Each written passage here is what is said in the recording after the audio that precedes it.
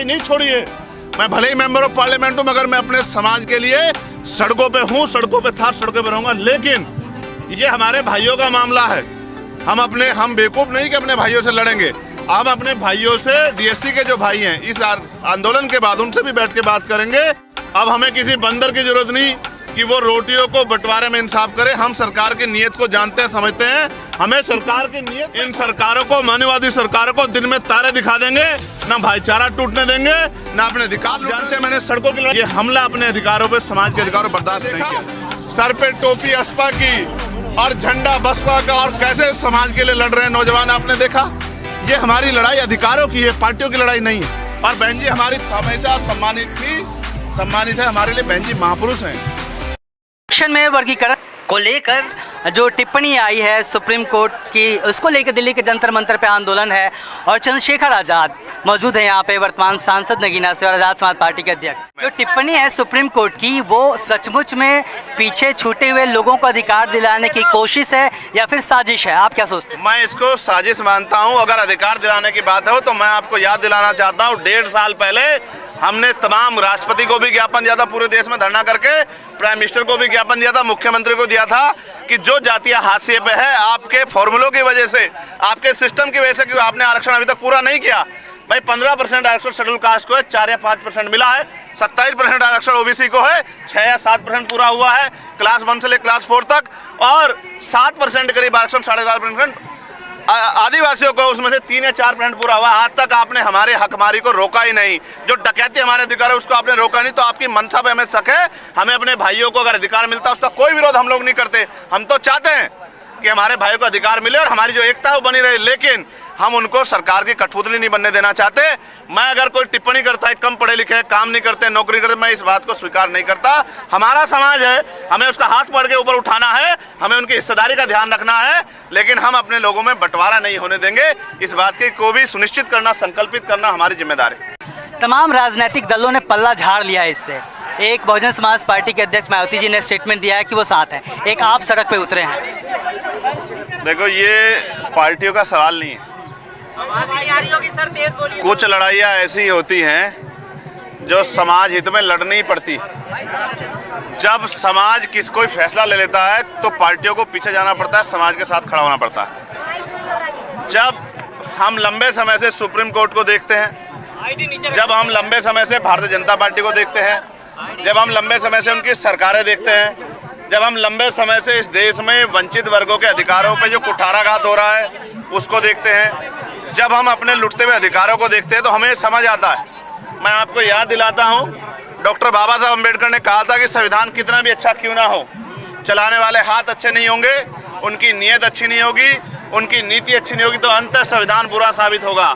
आज हम ये देखते हैं, जिस तरह से लेटर एंट्री करके, जिस तरह से निजीकरण करके, जिस तरह से संविदा, ठेकेदारी, आउटसोर्सिंग करके आरक्षण को पिछले चोर दरवाजे से खत्म किया जा रहा है, ये किससे छिपा हुआ नहीं है। अभी भी 2 दिन पहले हमने जोरदार तरीके से विरोध किया, तब जाके 45 ज्वाइंट सेक्रेटरी जो चुपचाप बन रहे थे पिछले दरवाजे से बंद हुए, और अभी भी सिंगल पोस्ट निकालकर जिस तरह से आरक्षण की धज्जियां उड़ाई जा रही है, ये भी छिपा हुआ नहीं है। आज का जो बंद है, ये बंद सरकार को चेताने के लिए, सरकार को संदेश है, राज्य सरकारों को भी और केंद्र सरकारों को, कि वो दिन चले गए कि एक लाठी से कोई पूरे गांव को हेक देता था, वो दिन चले गए। अब हम लोग तैयार हो चुके हैं। अब कहीं से भी एक भी अधिकार हम लोग अपना जाने नहीं देंगे। आरक्षण पे चोरी, आरक्षण की हकमारी नहीं चलेगी। हमारे अधिकारों पे जो डाका डाला जा रहा है वो नहीं चलेगा। जब समाज सड़कों पे घूम रहा है तो नेता ही बाहर बंगलों में क्यों रहे? नेता को भी सड़कों पे रहना चाहिए। मैं 2-3 जगह घूम के लोगों को आश्वस्त करके, जो लाठियां बिहार में चली उनकी जानकारी लेके, तमाम तरह से उन पे जो है सवाल खड़े करके, जिस तरह से बीमार में आजाद समाज पार्टी के नौजवानों को हाउस अरेस्ट किया गया, थानों में बंद किया गया, उनकी गाड़ियां रोकी गई, तमाम अधिकारियों से लड़ता हुआ अपने वॉर रूम का संज्ञान लेके अब यहाँ हूँ पिछले लगभग 1 घंटे से, इस बात के साथ कि हम जुल्म जाति स्वीकार नहीं करेंगे और हम आरक्षण पे किसी भी तरह का हमला स्वीकार नहीं करेंगे। मैं एक बात और स्पष्ट करना चाहता हूँ, ये हमारे भाइयों का मामला है। हम बेवकूफ नहीं कि अपने भाइयों से लड़ेंगे। हम अपने भाइयों से, डीएससी के जो भाई हैं, इस आंदोलन के बाद उनसे भी बैठ के बात करेंगे, और अगर कहीं कुछ ऐसा लगता है कि कहीं कहीं ऊपर अप डाउन हो रहा है तो उसको बैठ के सुलटाएंगे। अब हम इतने पढ़े लिखे हो गए कि हमें किसी तीसरे की जरूरत नहीं कि वो आके हमें हमारा इंसाफ करे। अब हमें किसी बंदर की जरूरत नहीं कि वो रोटियों को बंटवारे में इंसाफ करे। हम सरकार की नीयत को जानते हैं, समझते हैं। हमें सरकार की नीयत में खोट है। हमें ऐसा लगता है आने वाले कल में आरक्षण को, जातिगत जो आरक्षण मिला है उसको आर्थिक आधार पे ले जाके, पहले जो ईडब्ल्यूएस किया गया, जो आरक्षण पे बहुत बड़ा हमला था, जिसको तमाम पार्टियों ने समर्थन किया था राजनीतिक बचाव में, जो कि गलत था, और अब जो है एक और जो फॉर्मूला और उसके बाद कोई नया फॉर्मूला लाके इस देश में जो बाबा साहब अम्बेडकर ने संवैधानिक आरक्षण दिया है संरक्षण के तौर पे, हिस्सेदारी के तौर पे, उसे खत्म करने का प्रयास किया जा रहा है। हम लोग इसे किसी कीमत पे खत्म नहीं होने देंगे। जब तक हमारे शरीर में लहू का आखिरी कतरा रहेगा, हम आरक्षण की भी, संविधान की भी, अपने लोगों की भी, सरकारी संस्थाओं की भी, और जो क्लोजम से बने जज हैं, जहां all India judicial services commission बना के SC ST OBC और सामान्य जाति के बच्चों को मौका मिला जज का, वो जो लूट खसोट हो रही है उसको भी हम लोग रोकने का काम करेंगे। हम इन सरकारों को, मानववादी सरकारों को दिन में तारे दिखा देंगे, ना भाईचारा टूटने देंगे, ना अपने अधिकार लूटने देंगे, और किसी भी कीमत पे जब भी सरकार द्वारा कोई हमला होगा हम लोग घर नहीं बैठेंगे। इस संकल्प के साथ आज लोग हम लोग मैदान में। आप एक मजबूत आवाज के रूप में उभरे हैं पार्लियामेंट के भीतर और तमाम मुद्दों पे आपने अपनी बात रखी। क्या बदला पिछली बार से इस बार? आप सब लोग गवाह हैं। आप बताओ, पार्लियामेंट में सबसे पहले सरकार को ललकारने का काम चंद्रशेखर आजाद ने किया था, नहीं किया था? और क्यों किया था? क्योंकि हम सरकार से को समझते हैं, सरकार को जानते हैं। और आप ये बताओ, अगर ये विरोध नहीं होता तो ये 45 ज्वाइंट सेक्रेटरी सरकार बना रही थी, क्या ये बनते नहीं बनते? बताओ। पहले 63 बना रखे लेटर एंट्री के जरिए। मैं फिर कह रहा हूँ, आज समाज ललकार रहा है और उस दिन हमने ललकारा था, ये ललकार तब तक जारी रहेगी। क्या तो हमारी आवाज को कुचल दिया जाएगा या फिर हमारे लोगों को हमारे लोगों को अधिकार मिलेंगे। हम बेवकूफ लोग नहीं हैं, हम बाबा साहब अम्बेडकर को मानने वाले लोग हैं। और सत्ता में बैठे लोगों को देखिए, किसी प्रदेश में लाठी नहीं लगी अभी। सबसे पहली लाठी अगर लगी तो बिहार में एनडीए की जो सरकार है उनके नेतृत्व में लगी, जिस सरकार ने आदेश दिया कि लाठियों से पीटो, आंदोलन कुचलो, और उसका परिणाम देखिए। एक एसडीएम को पीट दिया। उनको पीटना है, उनको ये नहीं देखना कि वर्दी से बाहर जो है वो SC ST OBC है, कोई अधिकारी कर्मी, उनको पीटना है, उनका लक्ष्य है पीटना। वो लाठियों से हम लोग डरने वाले नहीं। हम लाठियां छोड़िए, हम पिछले आंदोलन में हमने कुर्बानियां दी थी, हमने शहीदगी दी थी। हम लाठियों से नहीं, हम गोलियों से नहीं भी डरेंगे। अगर समाज के अधिकार बचाने की बारी आई, हम बाबा साहब को मानने वाले लोग हैं, हमारे और काशीराम साहब को मानने वाले लोग हैं, महामना रामस्वरूप वर्मा जी को मानने वाले लोग हैं, हम दीना माना वाल्मीकि जी को मानने वाले लोग हैं। मैं आपको स्पष्ट कर दूं, लाठी क्या, गोली भी चल जाए, हमारे खून का कतरा भी बह जाए, हम अपने अधिकारों को इतनी आसानी से इन सरकारों को छीनने नहीं देंगे, लूटने नहीं देंगे। मैं फिर आपको कह रहा हूं कि लाठी गोलियों का हिसाब आने वाले समय में समाज सूद समेत करेगा। इस बात का भी मैं सरकार को वचन देता हूं और मैं सरकार को भी चेताता हूं। शांतिप्रिय आंदोलन है, संवैधानिक आंदोलन है, मर्यादित आंदोलन है। इसको कुचलने का, साजिश करने का काम अगर किसी भी सरकार ने किया, मैं चंद्रशेखर आजाद, भीम आर्मी आजाद समाज पार्टी के कार्यकर्ता होने के नाते वचन देता हूं कि उस सरकार को तख्ता पलट करके रख देंगे हम लोग। इस बात को मैं फिर कहता हूं, अब वो दिन चले गए कि हमारे खून से कोई होली खेलेगा। अब वो दिन नहीं रहे, अब वो दिन चले गए। और फिर मैं कह रहा हूं, एनडीए सतर्क हो जाए। एनडीए में भी जो हमारे लोग उनको समर्थन करके बैठे, वो भी अपने समाज के लिए एकजुट खड़े हैं। अगर सरकार तानाशाही करेगी, गुंडागर्दी करेगी, तो हमारे ही लोग इस सरकार को, पहले भी एक वोट से माननीय बहन जी ने सरकार गिरा दी थी, आने वाले कल में एक एक वोट बहुत कीमती है। एनडीए याद रखे, हमारे लोग जितने समाज के साथ खड़े हुए, जितने वो सांसद बन के गए SC ST के, अगर अपने समाज के साथ खड़े हो गए तो ये सरकार जमीन पे पड़ेगी। इस बात को आप याद रखना।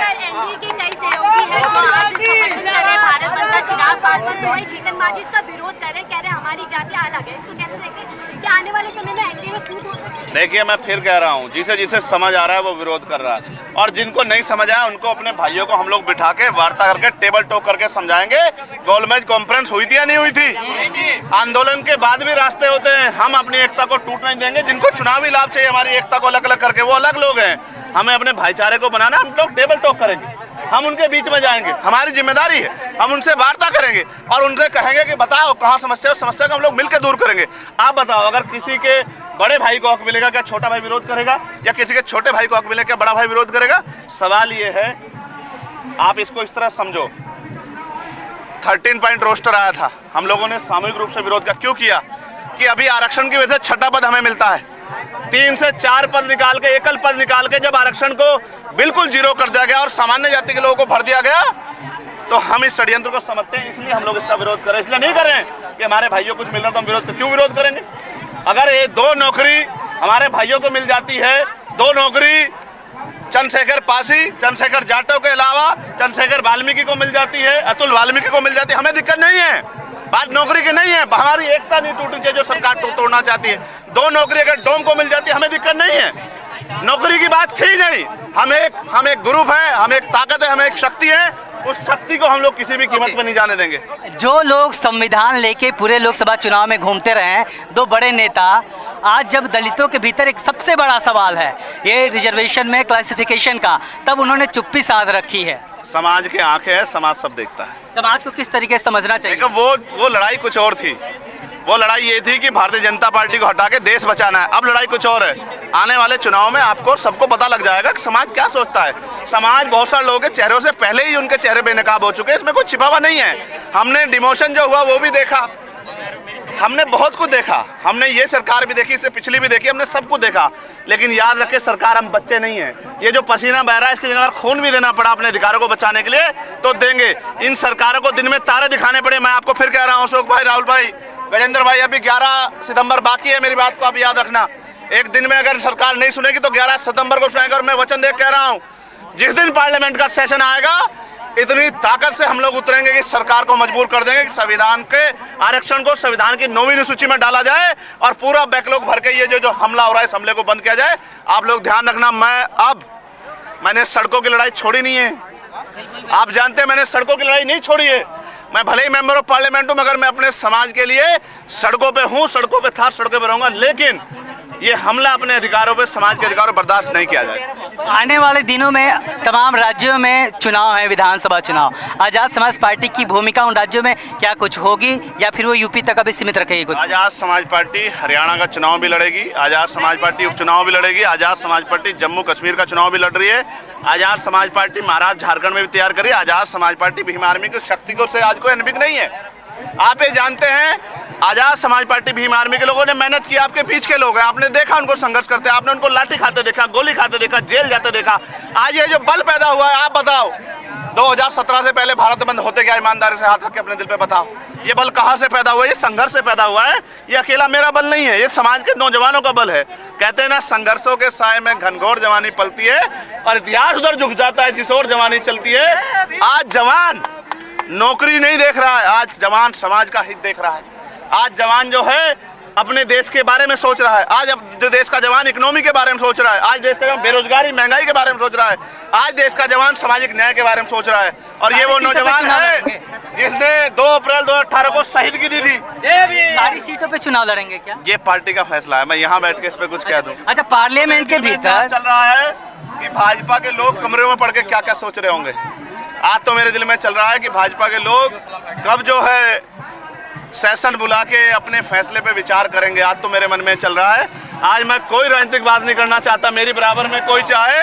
आज आपने देखा सर पे टोपी असपा की और झंडा बसपा का, और कैसे समाज के लिए लड़ रहे हैं नौजवान, आपने देखा। ये हमारी लड़ाई अधिकारों की है, पार्टियों की लड़ाई नहीं है। और बहन जी हमारी हमेशा सम्मानित है, हमारे लिए बहन जी महापुरुष हैं।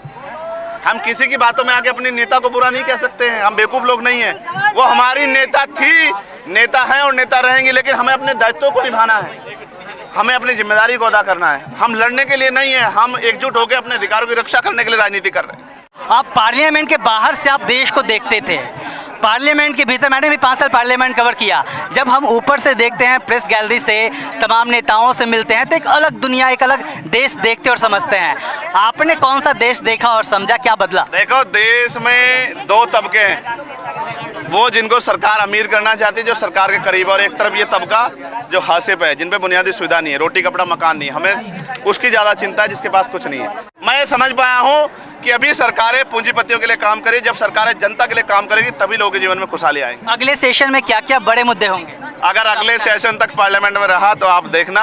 नहीं रहेंगे ही ना, अभी तो 5 साल मैं तो बर्खास्त कर रहा हूं। हर दिन को चंद्रशेखर को बर्खास्त करने की हिम्मत नहीं है। मैं फिर कह रहा हूँ, हर दिन को अंबिका पाल जी कहते हैं चंद्रशेखर जब तक बोलेंगे तब तक कार्रवाई चलेगी। मैं क्या कह रहा हूँ, हाँ आप समझो, मैं वहाँ किसी के झुक के किसी के सामने नहीं गया हूँ। समाज ने मुझे सीना तान के वहाँ भेजा।